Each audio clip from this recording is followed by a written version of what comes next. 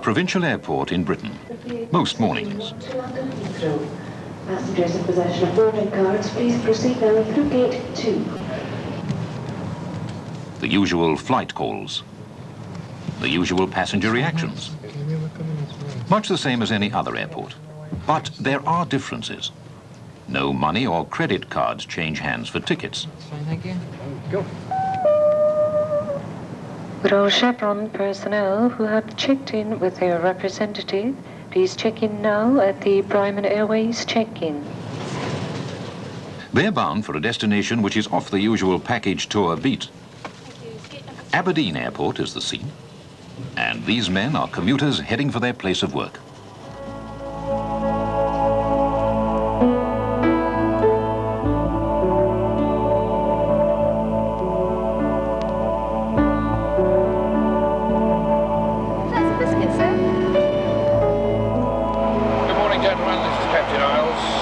Cruising at 17,000 feet, and we're presently 50 miles south of Sunbury.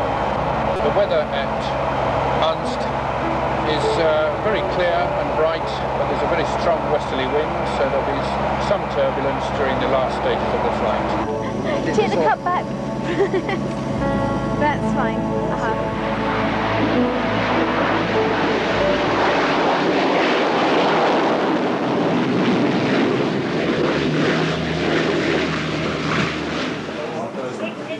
The destination? No, this is just a staging post.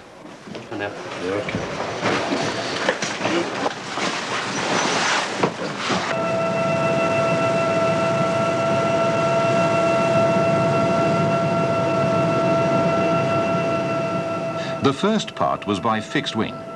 Now they have another flight to take, by helicopter, commuting a further 100 miles out over the North Sea.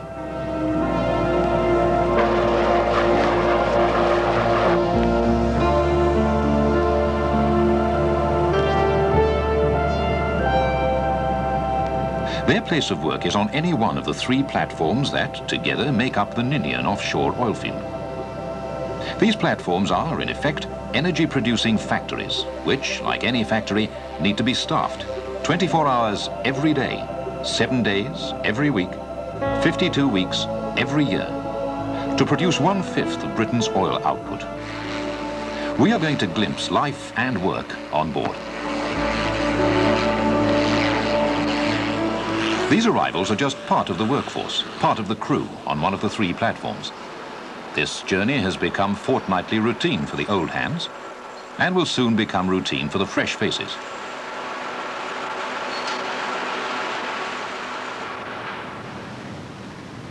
Joe Smith, contact on 231. Joe Smith, contact on 231. Mr. Ellington, you're a new arrival on board. This is your boarding card. Take note of the particulars that are on it, and you'll see the safety officer at 4:30 this afternoon. Okay, thanks very much.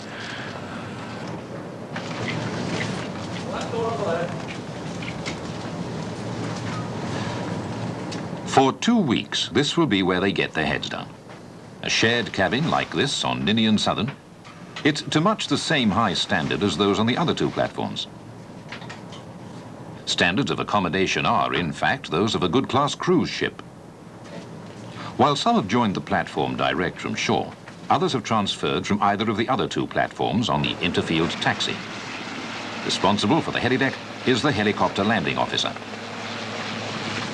My main job really is to make sure that the helideck and the surrounding area is clear for helicopters to land. People come downstairs to the transit. If these people haven't been on board before, they're taken to one side and we go through the procedures for emergency drills, etc., platform alarms. I like to get people together on the first day on the platform as soon as possible after they arrive on board. That way we can make sure that if any emergency happens on board, we can ensure that you know exactly what we want you to do on board Ninian Central. This is your muster point here. When the alarm goes off, you meet here. Okay. Everybody musters here.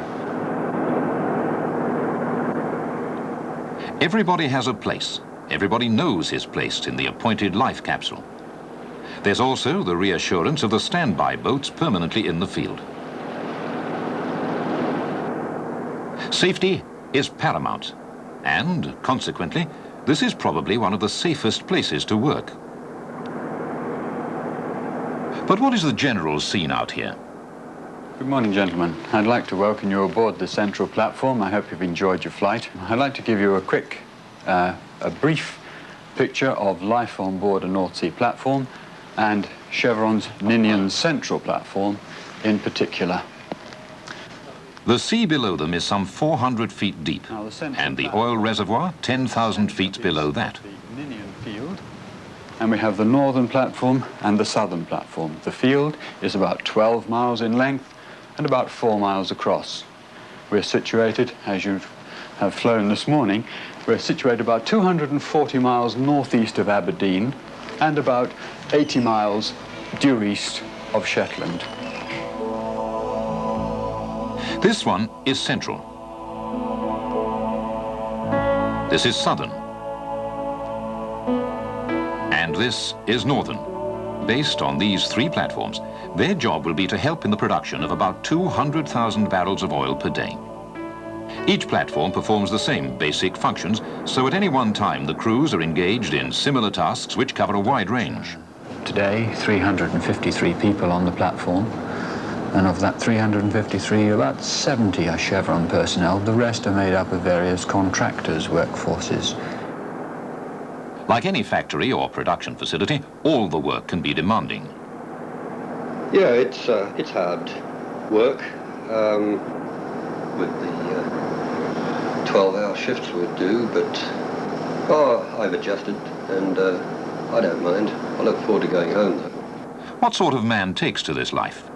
He's got to be able to mix and to be acceptable to a group. It's surprising what a cross-section of people you've got. School teachers, ex-postmen, we've got people from down in the mines, we've got a lot of... Perhaps this is a case of the butcher, the baker, the candlestick maker. Today that means school teachers to ex-naval types. The activities of over 300 men have to be coordinated, half of them on shift at any one time. They must not tread on each other's toes. Onshore, their activities would probably be spread over several acres. Here, they have a few thousand square feet, honeycombed, split over 4 or 5 levels, in which they have to live as well. Like any factory, each platform has a manager, the offshore installation manager. He has the overall responsibility for everything that happens on his platform.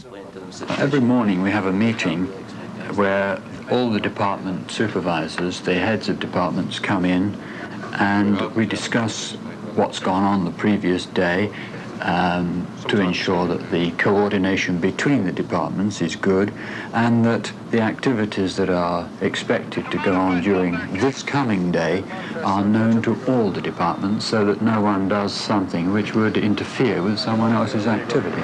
But you just pick up your whip nice and easy. Yeah, well, obviously the drillers are going to be the only ones that could possibly... At this time every morning, similar coordination is happening on companion platforms. Right. So you've only really got to consider the drillers, and as soon as they get over this tubing run... Which I think they're going to finish, well, possibly today. Right. So hopefully, what NP13's next for workover. Hopefully, if you can fit in with drilling, you might be able to manage something. Mm-hmm. Well, I'll have to speak with Nick and he can check. Drilling deck activity is the scene that comes to most minds when thinking of platforms. However, once the wells have been drilled, the function of the drillers is one of maintenance. The drama of making a strike has gone. They work over the wells to keep them in good order, a routine.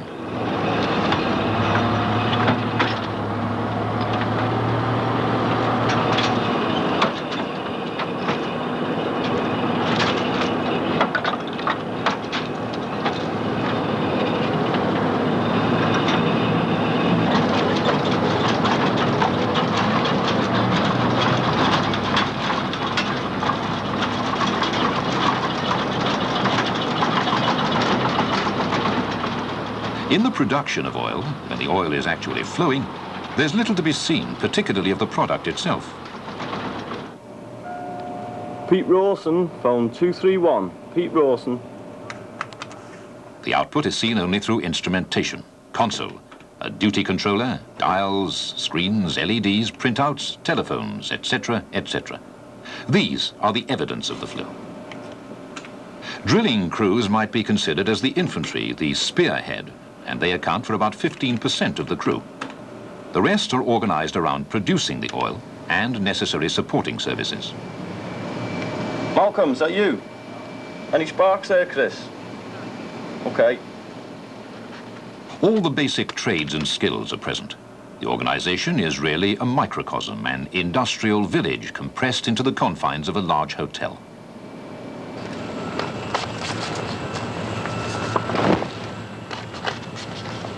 Over 300 people on each platform, everyone with a job to do.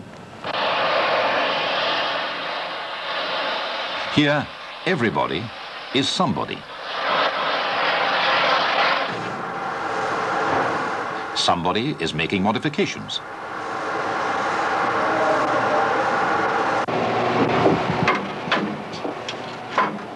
Somebody is checking samples. Okay.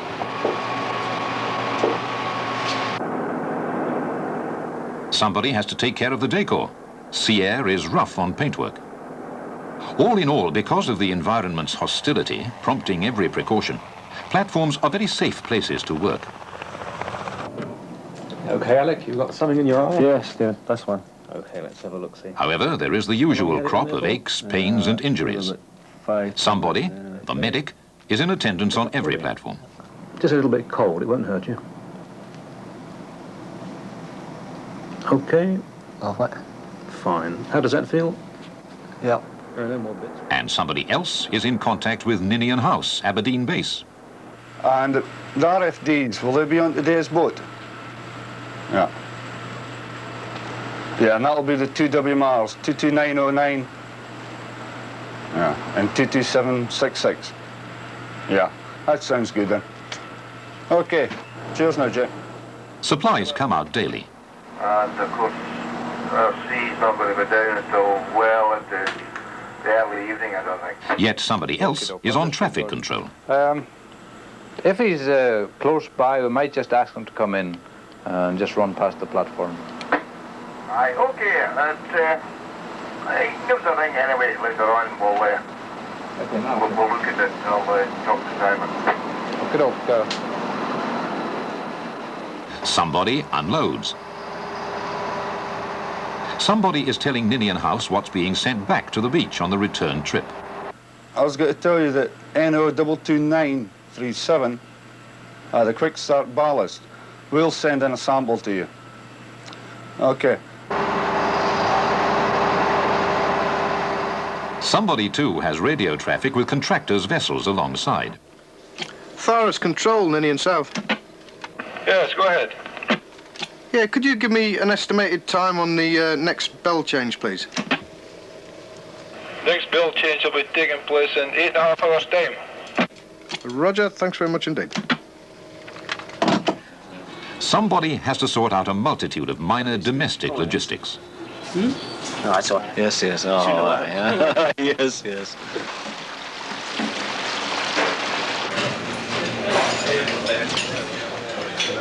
A good camp boss knows that the way to a man's heart starts with a good plateful, a varied plateful.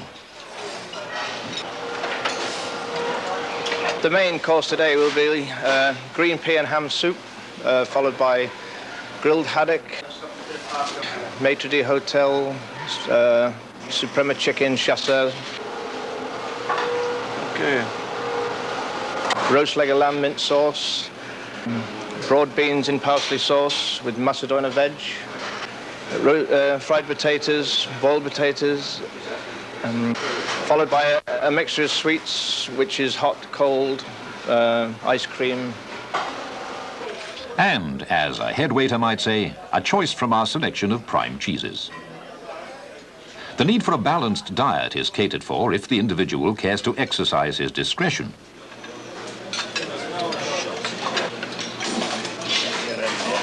In that the caterers have to provide a main meal every 6 hours to cope with round-the-clock working, the distinction between breakfast, lunch, dinner and supper can get blurred. One man's dinner time is another man's breakfast time.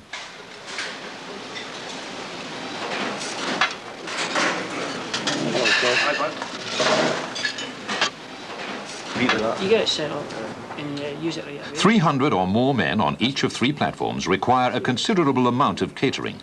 And that is catering in the broadest sense. All the accommodation and its services.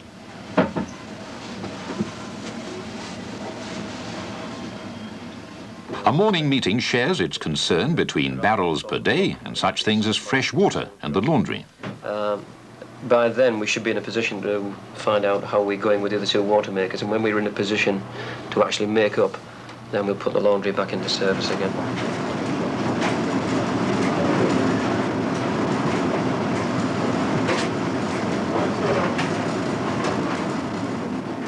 Where else at work could you find a 24-hour laundry service? Off-duty, on-board life is in many ways the same as in an hotel. Most of the domestic chores are done for you.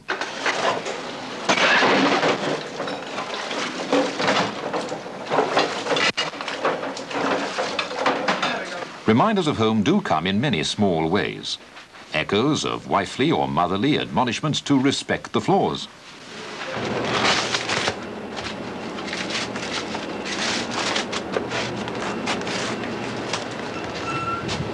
And things can't just be left lying around out here either.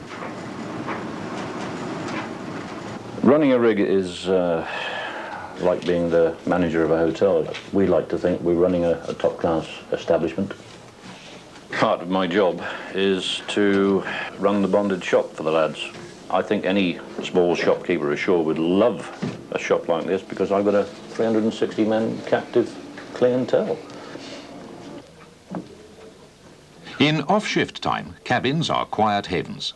But there is a recreational side to life here, which can be for some a broader experience.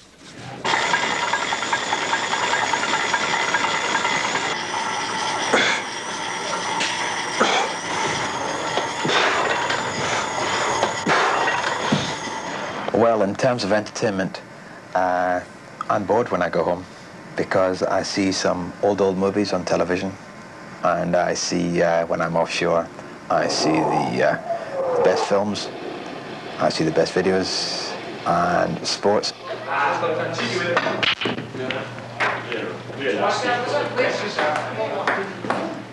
Gives me to do any hobbies that I've got over a 2-week period while I'm at home, which I wouldn't be able to do if I was at home on a normal working week. In fact, I find it quite a bonus getting 2 weeks off in every 4. Recreation is not confined to indoors. With the 2 shifts going midday to midnight, everyone sees daylight. For some, the night time, and particularly the brief darkness at midsummer, has its unique atmosphere. I could waste quite a lot of time watching the sea. I love watching the sea.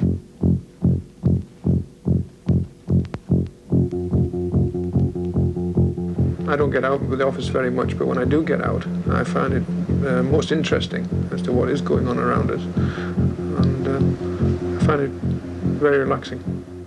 This unique atmosphere is one created by the elements and man. Out here, neither rests.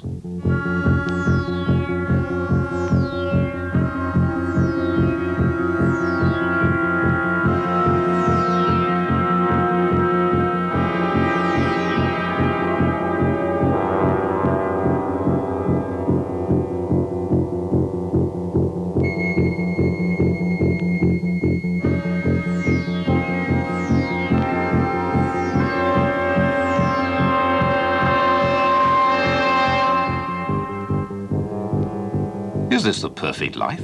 Surely there must be something missing. Yeah, I think they miss female companionship. I think they miss an occasional convivial evening of drink. And I think they miss the freedom of movement, that is, sort of being able to walk down the road, whereas the furthest you can walk here is about, 75 yards. But despite the isolation, home can seem quite close. My job on Ninian Central is to distribute the mail on behalf of all platform residents. It's a very important link for the offshore personnel, the mail coming to the field. And what is important also is it's a very quick service in that if you were to post a letter on Thursday, it would be here on Friday on the platform, which is the best I believe you could hope for. An STD call is even quicker. I'll be home on Wednesday if you can pick me up as normal, Lee. If everything's all right at home. Oh, did the builder turn up to start the work on the house? Oh, that's good. That's fine. Oh, great stuff. I'll see you on Wednesday, OK? Bye. Come Wednesday, he'll be one of the names on the flight list bound for the beach. Helicopter will be on the deck in 5 minutes, lads. Come and get your cards. Frank McLaughlin, Cliff Hewitt, Ken Pomeroy, Larry Vodden and Steve Chang. Cheers, mate. Have a good Cheers, Ken. Have a nice time off. OK, cheers.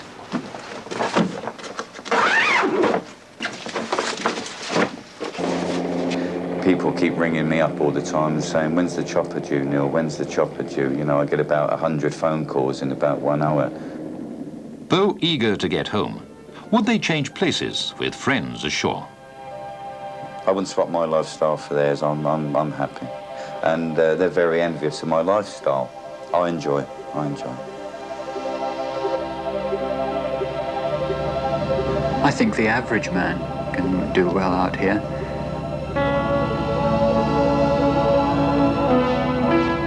Well, yes, we do actually tend to lead two lives.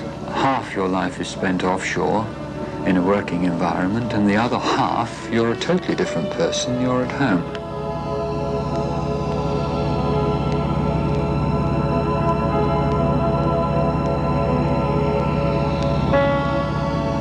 I would hope to be here as long as the oil's here, which is another 30, 40 years. So it's a job for life.